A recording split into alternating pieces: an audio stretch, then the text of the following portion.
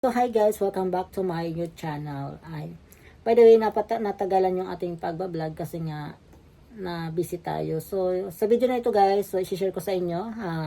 Itong video na ito ay para po sa mga katulad ko na lagi naghahanap ng pag-utangan para may kapital sa kanilang mga business. So ngayon guys, share ko sa inyo yung na utangan ko na 300,000 pesos, no? So ito, maganda po ito guys kasi wala po siyang maintaining balance compare doon sa ibang mga nilulunan ko na merong maintaining balance guys kapag ikaw ay nag-utang.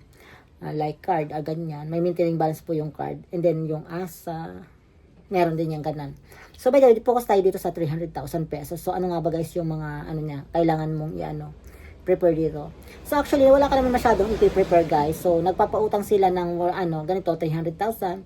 Kung kayo po guys ay may pwesto kayo, ayan, or may permit kayo ng bongga.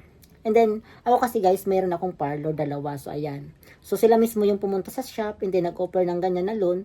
And then ayun, pinasubmit lang nila ako ng Xerox copy ng mayor permit at barangay permit. So actually kahit barangay pwede naman guys. So ay ganyan. So sa akin lang kasi medyo malaki-laki yata kaya mayroong mayor permit. So ayan, nagkapagpasa tayo ng ito. And then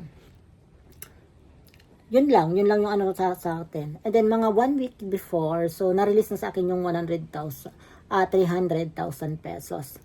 And then so ayan, wala nga siyang maintaining balance. So may bawas lang siya processing fee. Di ko alam kung magkano yung binawas sa akin. Pero hindi naman ganoon ka, I think medyo malaki din yata yun.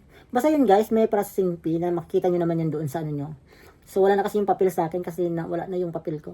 So by the way, yung hulog nito guys sa bali pig 2 years ko po siya. So pwede mo naman kasi siyang i 1 year kaso lang medyo napakalaki yun nung monthly amortization nyo. So kung ang ginawa ko is pig 2 years ko siya. So yung sa 2 years guys, ito guys yung sa 2 years na hulog ko guys, yung monthly ko po is 20,749.55. So, bali, 20,750 kung baga sa sarado na ng bongga. So, ayan. So, kapag ka din guys, kapag nadidelay ka din, kasi nadelay ako dito ng ilang beses na, so may patong siyang 1,000 pesos. So, ayan, sayang din. Pero pag minsan naman, nawawala naman guys kapag mapapakiusapan mo ng bongga, kung may mga valid reason ka kung bakit ka nadidelay sa paghulog.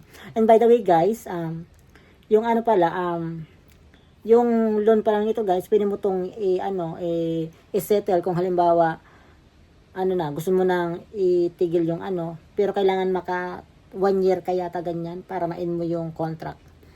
So yun nga guys. So yan.